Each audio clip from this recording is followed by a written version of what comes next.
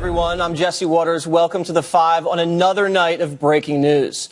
The Justice Department announced this evening that a special counsel has been appointed to investigate the allegation that the Russian government attempted to influence the 2016 presidential election. Deputy Attorney General Rod Ronstein appointed FBI Director Robert Mueller to oversee the probe. President Trump quickly reacted, saying, quote, "A thorough investigation will confirm what we already know. There was no collusion between my campaign and any foreign entity." Joining us now live from the White House is Fox News Chief National Correspondent Ed Henry. Good to see you, Jesse. All right, you too, Ed. So the feds have been investigating Russia and the election and Donald Trump's campaign probably for about a year, it seems like. I haven't heard anything solid. Everyone's, running around crazy in Washington on cable tonight. There's a difference between a scandal and a conspiracy. So tell me, what exactly would the special counsel be investigating in terms of a crime? Well, here's the problem for the White House tonight, Jesse, which is that this is now a wide open investigation. The press release from the Justice Department makes it very clear that Bob Mueller, a highly respected former director of the FBI, wide support in both parties, now has a vast power to investigate Russian influence in the last presidential election and, quote unquote, other matters.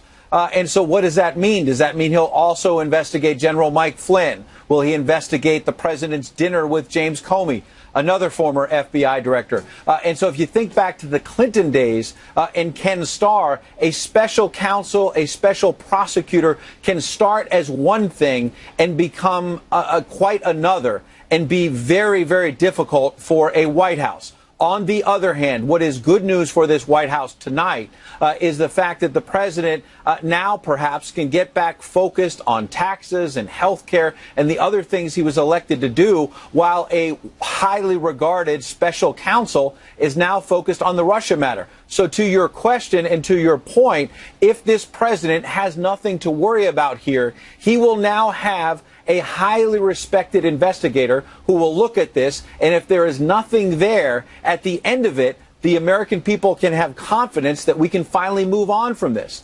Obviously, if Bob Mueller, though, now with this wide open investigation does find a crime or crimes, that's a whole nother matter and is going to get very difficult for this president because of the fact that Mueller is known as someone with great integrity.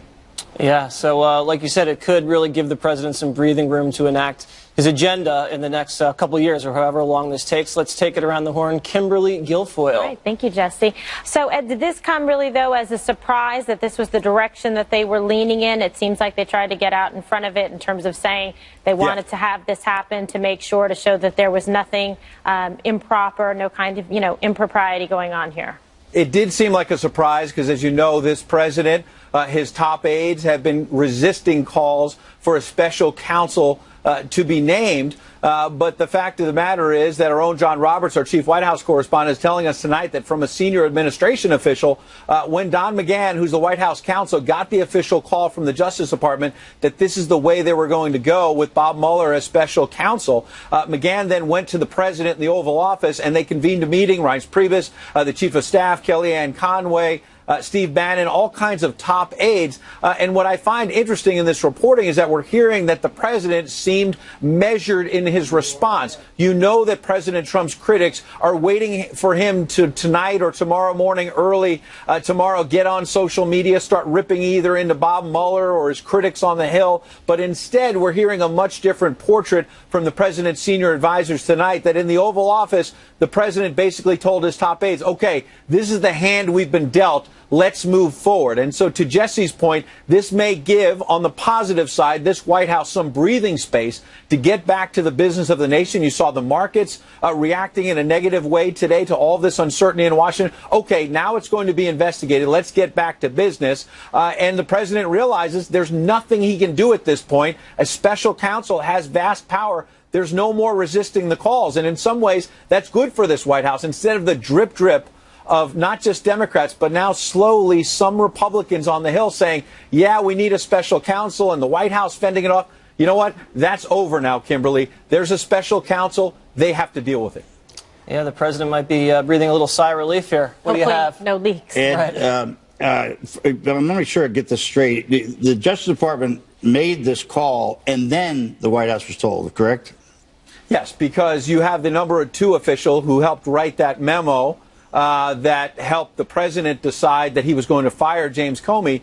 He has the power to appoint a special counsel because, remember, the #1 official at the Justice Department, the Attorney General of the United States, the Chief Law Enforcement Officer, Jeff Sessions, has recused himself from all matters related to this Russia investigation because he was a part of the campaign. So the White House had no control of this, and their Attorney General had no control of it. Well, yeah, but it's a little unusual that they don't even know that this is going on until that's fact. But I think it's good for them. I mean, I think Jesse made a good point. This is, up to now, they have so screwed up the communication on this stuff, on the drip, drip, drip, and they could never get on the same page, this White House. Now, I suppose everybody could say, look, it's under investigation. It's got a special counsel, and we're not going to comment on it. Now, that's right. You can't screw that up. Well, maybe they could, but it would be hard-pressed to do it. But this White House might pull that off. Well, Bob, previous administrations of both parties, whether you had a special counsel or you had congressional investigations, it's an effective tool, an effective weapon, as you suggest, to say, when you're asked at the White House podium, Sean Spicer, what's the latest on the Russia investigation? We're going to stay away from that. We have a special counsel. Bob Mueller's looking at that. I'm going to talk about health care. I'm going to talk about taxes. So instead of that drip, drip that you mentioned and the pounding that Sean Spicer and the president himself have been taking and others here at the White House, I'm not saying this is good news. There's a special counsel now investigating this. And so Katie barred the door. If there was, and I underline the word if, there was a crime or crimes here, Bob Mueller is respected and is a lawyer, is a former FBI director. If there were crimes here, he's likely to find them. So I'm not spinning this as good news. But at the end of the day, you're absolutely right that this is a chance for the White House to insulate themselves and say that's going on over there. We're focused on the business of the country. Dana Perino. Well, Ed, you were in the White House briefing room. I was the deputy press secretary at the time when the Valerie Plame investigation was going on, and there was a special prosecutor, Patrick Fitzgerald, who was a U.S. attorney at the time at prosecuting authority. What is the difference, if any, with Bob Mueller taking over here? And also, I do think that we're sort of missing one other point. This is not just an investigation into possible collusion between the Trump campaign and Russia. It's actually much bigger than that. And I see it as almost like a Rob Silberman report on WMD, because it's about the overall Russia attempt to influence. It maybe had nothing to do with the Trump campaign. But when you look at some of the things that Russia was doing to hack into Twitter and social media and to create fake news stories and all of that stuff, I actually think that this could be very, very useful overall for not just America, but for the civilized world to basically push back against this entity, Russia, in some sort of like a Rob Silberman type report that would be accepted in its conclusion. Correct, because I think as you lay that out, without a special counsel, President Trump could have been dealing with this maybe not for weeks or months, but maybe years. On the other hand, now you can get a vast investigation to look at everything. John McCain last night, as a Republican, a senior Republican, said this is becoming something like Watergate, drip, drip. The American people are not going to have respect for the investigation if it's done by people who are seen as close to the president. It must be some sort of independent probe. So to your point, I think, yes, this could be important for this White House to have some sort of good housekeeping seal of approval that this is not a crony of President Trump who's looking at this. On your question about special counsel or special prosecutor, the laws changed. Remember, the special prosecutor law, as I recall, several years ago expired. And so now the Justice Department has the ability to call a special counsel. What will that mean for Bob Mueller? We don't know tonight. He now has to hire lawyers. He has to have investigators. We're told that he's going to build on the current investigation with FBI agents, but he's going to have to get office space here in Washington. He's going to get investigators. This could be a sprawling investigation. Does he just look at it as a quote-unquote special counsel that investigates and then recommends to the Justice Department whether or not there's a prosecution if there are crimes? Final point. You're right. There's an important point everyone has to remember, which is that this is not just about Russia influencing the election. When the Justice Department statement says they'll be investigating the special counsel other matters, that could mean the president's dinner with James Comey, the president's meeting in the Oval Office with James Comey, General Flynn and the money he accepted. There's all kinds of things that this can open the door to that could be very painful for this White House. Greg Gutfeld, you're next. Just to that point, when there's so many lanes, there's more lanes to this than in a supermarket. There might be nothing there. I mean, when you can't focus, And instead, you're saying, it could be this, it could be this, it could be this. It's because there's no this. So you're desperately trying to find all these little things. But that's not what I want to talk about. I swear I can hear Hillary Clinton cackling in her makeshift shed out in the woods. Because I think this is maybe for her a minor victory, a participation trophy after being just slaughtered by Trump in the election. If you remember in the book Shattered, they detail how right after she lost, the narrative that she wanted out was that she lost because of Russia. And so ever since then, it has been about Russia, Russia, Russia.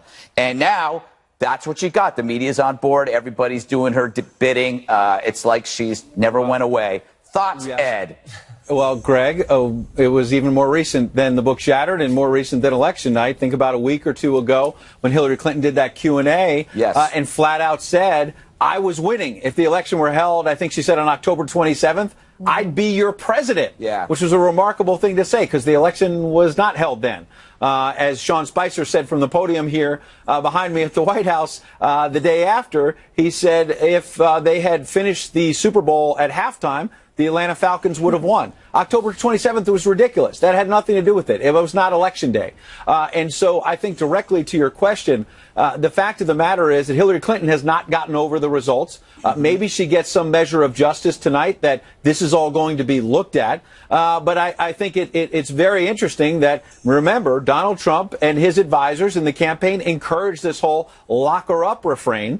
And so now you have a very serious investigator, Robert Mueller, looking at whether or not there were crimes on the Trump side. We don't have any evidence that there was or is, but now they're investigating it, and they're looking at it very closely, Greg. All right, Ed, thanks very much. More to come on tonight on The Five. We'll be back right now. If I was about to retire, I'd start working on my tan. I'd start playing tennis. I don't know what he wants to get embroiled in this fiasco for. But I do agree with you and some of what Ed said. There are benefits to this special counsel. I admit I flip-flopped on this thing. About 2 weeks ago, I was, need a special counsel. There's already multiple investigations. No. Yeah, you know what? At least I own it, Bob. He's actually pretty solid. Because I can say, that I flip-flopped, and that's on tape. So I believe, because the heat had gone up so much, this really lowers the temperature on a number of levels. It takes the whole Trump fired Comey and obstructs justice narrative off the table momentarily. It gives Spicer a big sigh of relief, and God knows he needs the help out there. And another thing, it takes the Democratic messaging away that Trump is above the law, and he's the king, and he's stopping everything from going on. He's an assaulting democracy. And Ed said something very interesting.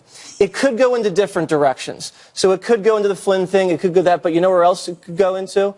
The unmaskers. It could go into the leakers. Who knows where this thing ends up? This might end up blowing back on the Democrats. Absolutely. And Bob, I wanted to ask you this. The Democrats actually had supported Mueller during the Obama administration. He's like a guy who was like, public service is in his DNA. He's been there in Washington for a long time, served in the Bush administration, joined 7 days before 9/11, served in Obama's administration. They actually asked him to serve additional 2 years, or 12 years. Will the Democrats accept his conclusion? Oh, absolutely. I mean, look, you can't not. I mean, the guy's got an enormous amount of strength among Democrats. And the good news, I guess, in the end here is whatever Mueller says is done. Right? That's going to be it. I think it's going to be accepted or it's going to be not accepted. But, I mean, how do you not accept somebody like this? But here's the other thing. It opens up a whole avenue for more leaks. When you've got it, I mean, you look at the history of special counsel and special prosecutors, the amount of leaking that takes place out of those places. And one other thing, you've got all this information in the FBI. You've got a new FBI director coming in. The good news is that Mueller, having been a former FBI director, probably will be able to work with the existing agents. I think there could be some tension between him and the new director. But one thing about Mueller, Kimberly, is he's not a showboat in any way. Absolutely. He does not seek the limelight. He is not a U.S. attorney who has a future in mind, like Patrick Fitzgerald did in the Bush administration. This guy's already had his fame and fortune. Sure. Yeah, he's not kind of And it's public service. And he's not, a controversial figure like we've seen come across in law before, like Preet Bharara, that type of thing, where people say, what are their future ambitions? Obviously, this is someone of high integrity, high intelligence and competency. So obviously, if he's going to do this investigation, people can feel pretty certain in terms of the quality of it, the extent of it. But yeah, you don't want it to be a deterrent to the president's agenda, the proposals and his initiatives that he wants to put forward, and having those be touted and focused on in the press. But I do echo Bob's sentiment that there's a real problem here in terms of opportunity for leaks. So this is a time when the president's really going to have to make sure that he has a tight team around him, that they make sure they're focusing on their agenda, and that you really try and control leaks and people that might be trying to do him harm from within that aren't supportive of his presidency. Let me ask you a question. Let's get Greg in because we don't have that much time, Bob. Okay. God, it was an important and then question, too. I had a good point for Greg, and now I Don't can't worry remember about it. I'll stay out of here. No, you tell us. I was going to ask you something great, but you could comment on anything. Well, I think what's great about the investigation is, like, when you go to complain about a billing problem at a company and they go, oh, we're addressing that. Where do you go after that? It's like, they go, yeah, okay. So, but no, it's a problem. And they go, yes, Mr. Gutfeld, we're addressing that. You asked for a supervisor. But there is no, he's the supervisor. He's addressing that. So now it's like you're pissed off about Russia. We just go, yeah, we're addressing that. I remember my question. Yeah, well, okay, what's your question? Which was about what Kimberly's point was that the worst thing, I guess, would be leaks. The problem is the person who has actually been perpetuating the story is often the president himself. Do you think that he'll be able to not comment? No, it's like I said, it's who he is. He doesn't care. He says what he says. I think this is a posturing pacifier. The Dems can suck on this, and they can stop, instead of crying for Trump's head, they're going to be having to deal with this. And with the exception of Ken Starr, I can't remember any of these probes amounting to anything really memorable. It's like background noise for years. It's like a really boring version of Law and Order. It just goes on and on and on, and it may outlast us. We may be dead. Can I ask Kimberly a the wear and tear on the staff and the fact it costs a lot of money. Hire lawyers. It costs a lot of money. There are consequences. I can ask Kimberly something very quickly. Does a special counsel go to the Justice Department, and if they decide they want to prosecute, he still has to do what the FBI director would do, right? You have to take his case to that's a good question. So basically, he would be doing the same thing as Comey was doing, which was putting together the investigation, but somebody else would be handling it, because Comey wasn't doing the investigation himself. He's like overseeing it, but he's going to collect his evidence and put everything together and put together his report based on those findings. But what he's not going to do is then step in to say, okay, 100% making the decision. But as you heard, Ed Henry said that the law changed 4 years ago, and I don't think it's exactly clear, and we'll probably find out by the morning. Can I get a little more credit for admitting I flip-flopped, though? No, I said that you are actually remarkably set in your thoughts, but when you flip-flop, you do it in spectacular fashion. Thank you very much. Something that happens once every 10 years is memorable. I mean, we're not going to forget it. Okay, good. Yeah. Last word? Nah, I'm all right. No, I thought you had a great point. All right, did. Up next, Greg shares his thoughts. That's when he'll give us his great points. It's all about the hysteria regarding President Trump. What happened to my music? Anyway, it's spreading. Impeachment-itis. The symptoms: exaggeration, insinuation, hyperventilation. I rise today, Mr. Speaker, to call for the impeachment of the President of the United States of America for obstruction of justice. The big question: did President Trump try to block the FBI's Russia investigation, commit an impeachable offense? We keep hearing that I word a lot. Is impeachment now on the table? The ground has completely shifted on Capitol Hill. So yes, you're going to have hearings. I think we know what the summer is going to be. It's going to be the summer of Comey. I was in the Nixon administration, as you know, and I thought after watching the Clinton impeachment, I thought I'd never see another one. But I think we're in impeachment territory now for the first time. So it's war, Mean Girls style, a slumber party of unsourced gossip followed by hysteria every single day. Now, Trump could be better, but he's 70 and never had a boss who could fire him. But there's also never been a president more hated within the Beltway. After the election, the first word out of Hillary's mouth wasn't goodbye, it was resist. And now they're all on board doing her job. But what does it really change? Nothing. It only makes the game more interesting. Our government has always done stuff that the public doesn't see. Problem is, Donald Trump doesn't hide it. making him a leaker's dream. And so we have this orgy of cable news hair burning. But how is this worse than the IRS scandal? You think Obama never slow-walked anything? You think he didn't tell the Russians to chill until he won? Think he didn't give Manning a pass? Give me a break. That's so much worse. Oh, but Greg, that shouldn't excuse Donald Trump. Yes, it does. When those drooling defenders of Obama's errors now scream for Trump's head, you bet it does. So it's a pure media play, like a 24-hour Super Bowl, and it won't end until there's a loser, which won't be the media or the pollsters, because like roaches, they survive everything. So electing Trump, a disruptive force, was revolutionary. So now what you're seeing is the counter-revolution led by a frantic force that slept through the last 9 years. The whole thing is silly and overwrought. It's like a Twilight movie with old, ugly people. Should have been music.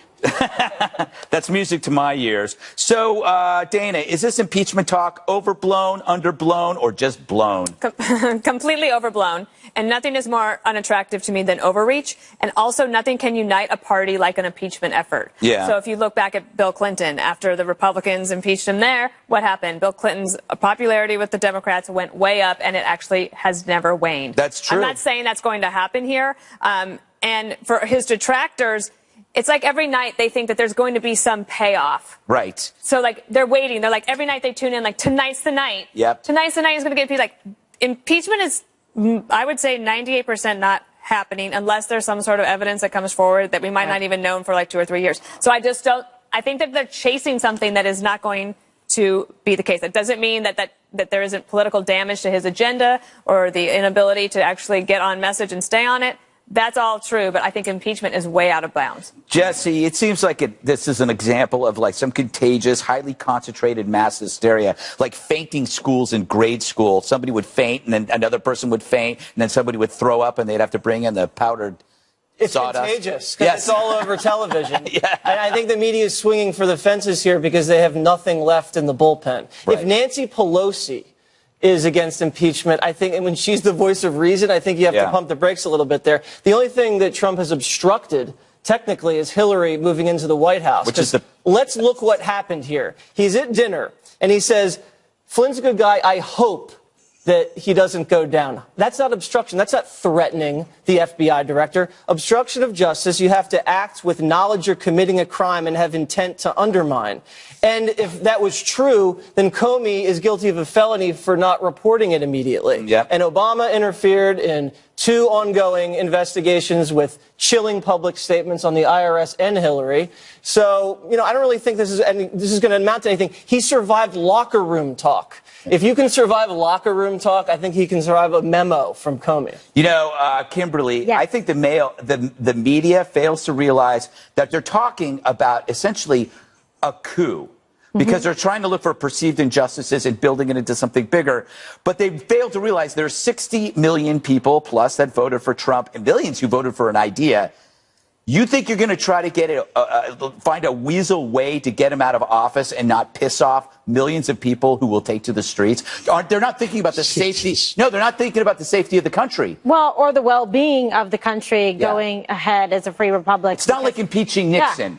Or Clinton. People will hit the streets because they know you're trying to weasel this. You really think so? Well, what he's trying to say, Bob, so you're not too alarmed, is that President Trump has very active and vocal supporters that helped carry him into the office. And so for the Democrats, I think it's just very loose, and they're over-promising, and they're going to under-deliver to their supporters and constituents. That I don't believe that they're going to be able to impeach this president based on, you know, what evidence? Certainly nothing that has been put forward thus far. So they're doing this, and they're hyping it because they like the sound of it. They like the idea of it. They like the sound of the fundraising dollars and how it sounds back to their constituents. But they're not actually thinking about what's in the best interest of the country to try to undermine a presidency. And the other problem is that it's not just the mainstream media and the Dems and the libs. There are people within the president's own party, and I believe in the own administration, that aren't really serving him the best way that they could, that perhaps are not all on board with his policies and his proposals and his agenda.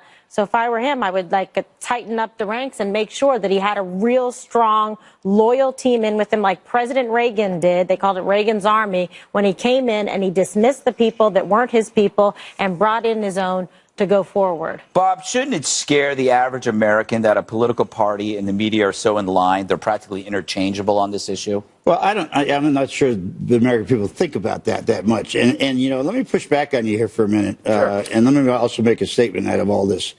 You say that there's nothing there. How do you know?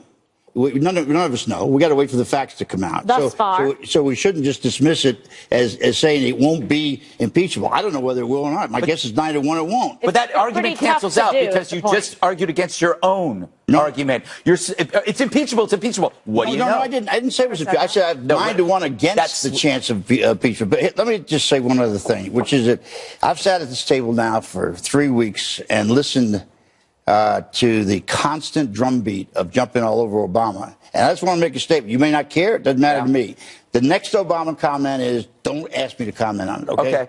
All right. I'm out of that. If you guys can't defend your own guy, and this weakling needs a lot of defense, why don't you defend him instead of going back to Obama? Because we're making an analogy that President Obama said that there was no national security threat by having a secret server. And no one said anything about obstruction of justice then on the media. Now, Trump says almost the exact same thing, but much less. And you're now saying there's grounds for impeachment at your party? Doesn't make sense. And somebody charged with the biggest release of classified documents in U.S. military gets 35 years in jail, and Obama sends him home with a hero's welcome.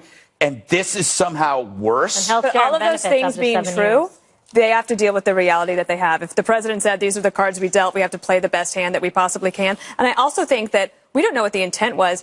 If it is true that he dismissed aides from the Oval Office, including the Attorney General, so that he could have a private conversation with Director Comey about Michael Flynn, and he says, I hope that you might do this, that's actually actionable. Like, there's reason, if your boss or somebody on behalf of your boss is asking you or pressuring you to defend that person or this person, that is actually actionable. It might not be illegal, but it is considered wrong. Comey should have said something at the time. If not necessarily. If he thought, I totally disagree with that. He doesn't have an obligation. No, he doesn't. At the time, if he thought that he had control of the investigation, and that he didn't feel that there was at the time an imposition. Statute that says when you become aware of obstruction of justice, you have to immediately report it to your supervisor, or else his memo doesn't say there was obstruction of justice. He has actually not testified yet. And that's what this will all be about. In addition, there's the investigation that Mueller will do, and he has to testify in public hearing that will happen on the Senate. Well, if the FBI director didn't agree it was obstruction at the time, then I don't think it was obstruction. Well, then maybe that's what will happen. But us saying that, it does not actually make it definitive. Now that we're back to Trump, I think you're right, but I don't think that he had a responsibility to say that, because he's on ongoing investigation. It's a piece of the investigation. And I just wouldn't be so quick to dismiss all this, and say this is like, Well, I don't think anybody is. We're saying we're going to wait to see what the results of the investigation are. We're talking about what we know thus far. What are the next steps in the process, due process, to find out exactly what happened for the truth of the matter. And I am so sick and tired of this high and mighty garbage. Behind the scenes is never squeaky clean. Informants, police pay them off. When you pull back the curtain, the truth is, in every walk of life, there is some kind of negotiation. We somehow elected somebody who all he does is negotiate and is unaware that somehow that's not part of the formal duty. You've seen The Wizard of Oz, I assume, a shady part of life. Donald Trump is the little guy behind the big smoke of the wizard. No, that makes you the Tin Man, then. Jess, that makes you the lion, right, with the big heart? Because you were willing to admit that you were wrong, which... Thank you, yes. No, you admitted wrong. I just want to know who's Dorothy. Now we've got about 10,000 others you can get to. Really. And who's the Wicked Witch? Who's Dorothy? Let's move on. Coming up, President Trump is firing... ...to Connecticut today, where he delivered the commencement address at the Coast Guard Academy. In his message to the cadets, Mr. Trump discussed some of the recent press coverage of his presidency. I want to take this opportunity to give you some advice. Over the course of your life, you will find that things are not always fair. Look at the way I've been treated lately, especially by the media. No politician in history, and I say this with great surety, has been treated worse or more unfairly. President Trump also explained how his administration overcame adversity to accomplish a number of goals. We've saved the Second Amendment, expanded service for our veterans. I've loosened up the strangling environmental chains wrapped around our country and our economy. We've begun plans and preparations for the border wall. We're going to give you major tax reform. I didn't get elected to serve the Washington media or special interests. I got elected to serve the forgotten men and women of our country. And that was the movement that brought the president into the Oval. Jesse, so this was a good speech today to be there with the Coast Guard and address them. But obviously, his treatment by the media is something that's forefront in the president's mind, feeling that he has a number of accomplishments that he's been able to carry forward, but it gets lost in sort of the storm. I think Anthony Weiner was treated pretty badly by the press, but Trump is getting just eviscerated. And these are the facts. It does, I admit, sound a little pathetic to say I'm the victim when you're the commander-in-chief, you're the president of the United States and leader of the free world. But the media has called Donald Trump a Klan member, a sexual deviant, Hitler, a tax cheat, a bigot. They ridiculed his son, his grandson, his wife. You know, they've smeared his business accomplishment, his books, his empire. They've leaked his taxes. They've done everything they could to stop his presidency from going forward. So I can see why he's a little testy, and I think it works for him, because I think when he does this and he plays the victim, it really rallies the base, because he's seen, despite the fact that he's a billionaire, as a little bit of the underdog, taking on the establishment. Remember, he beat two dynasties. He beat the Bush and the Clinton dynasty, and he doesn't get any credit for that. This guy's a whiner. He's been a whiner all of his life. He's been handed everything he's ever gotten. Now he's about to fall below 30%. Was he handed $1 billion? No, he was handed about $200 million by his dad. That's not true. Yes, it was true. If you were handed what he was handed, you'd probably have lost it already. Oh, I see. And he loses 3 casinos down in Jersey City, or down in Atlantic City, and they clear them closed. You can't do that. I mean, it takes an idiot to lose a casino. Speaking of whining, you whine about talking about Obama all the time, right, Dana? I think media bias is, it's all relative, right? So with President Bush, the media said that he had traded blood for oil. And then that is actually repeated then by other people that I won't necessarily have to go into right now. I think trashing the media does keep people in your corner, but that's about it. And right now they have got to use President Trump's persuasive abilities at the bully pulpit to help try to get his agenda through. I've heard today that the new polling coming in on the American Health Care Act is politically toxic for the Republicans. And his voice is actually needed to try to explain to people why that bill makes sense, why tax reform makes sense. He also has a great concept for his foreign trip. They've done almost nothing to lay that out, and it would have been great at Liberty University or at the Coast Guard to do that. But if he's going to talk, when he talks about media bias, you can bet the media is going to pick up on it, because it works for both. Everybody wins and everyone loses. Yeah, you're absolutely right. They should be doing a really good job to get this message out. This is a fantastic trip in terms of the way what they have it structured and the itinerary. We'll see. Right. There are a lot of people pointing out that when President Trump said a lot of politicians were he's been the worst treated of all politicians.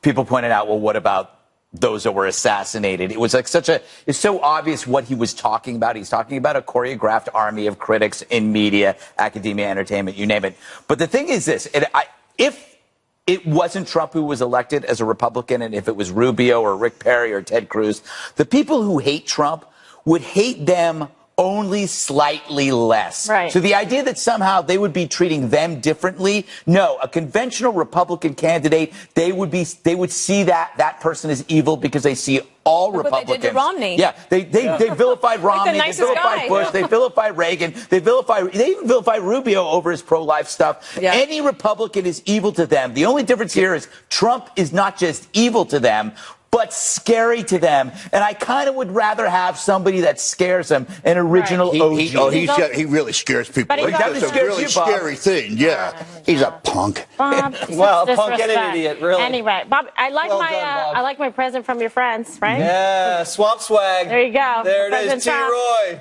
Drain the swamp, but not them. Up next, Michael Moore has a threat for President Trump. We're going to tell you about it after this quick break. This program is brought. Directed Fahrenheit 9/11, a documentary that was highly critical of President George W. Bush and the war on terror. And Moore now says he's working on a new movie called Fahrenheit 11/9, a reference to the day. I'm going fast because I don't make time. After the election, the far left, they said the far left, he's not a far left filmmaker, says he will now have a flick that will doom Trump's presidency. Yes. I just let Trump keep talking. That's dooming his presidency. But Greg, what do you think? You think Moore's he's got the Weinstein brothers with him. His first movie did I think it's really smart because he realizes the media will sell this movie for him. It will be featured on every single show because the people who are the gatekeepers of entertainment will eat this crap up. And I'm willing to bet if Michael Moore created a movie poster and released 90 minutes of dead air, the media would still give it 5 stars because they just assume it's great and not even watch it. Okay, we only got 90 seconds, so go ahead, Dan. Well, look, Fahrenheit 9/11 did certainly, I think, have an impact on President Bush's popularity numbers, but it didn't lead to impeachment. So if you think that this is the golden egg that's going to get you there, it isn't. I don't want to see him impeached. I want to keep him around so we can just win big numbers in 18. Go ahead, Jess. I mean, I think he looks good. He's lost a little weight. I definitely would commend him on that. I've interviewed him a few times. I think he's a sincere, honest guy. Oh, he's come back. He's been on Fox a few times. You know, I don't think he's a bad guy. I think he's a professional propaganda artist. And in the last few films he's had have been flops. So I don't see this moving the needle at all. It's wishful thinking. Well, I think it'll look pretty well. What do you think, Jim? I think it's so courageous of him to do this film. Not. I see. Okay, that's good. That ends my segment, and I'll see you all in a week, by the way. One more thing is up next.